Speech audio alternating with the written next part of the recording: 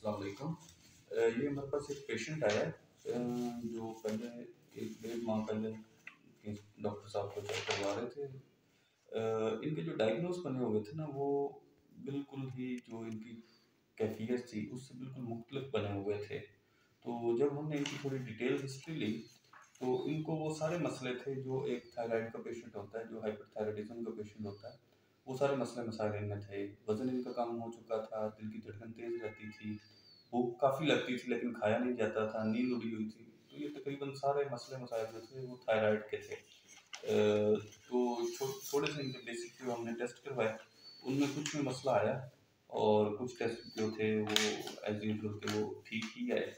तो अल्हम्दुलिल्लाह इनकी मेडिसिन शुरू हुए 10 दिन हो गए। ये 10 दिन 10 एक दिन हो गए हैं। हाँ, 10-15 दिन इनकी मेडिसिन को हो गए। तो अब इनको नींद ठीक आती है। हाँ ठीक है अल्हम्दुलिल्लाह।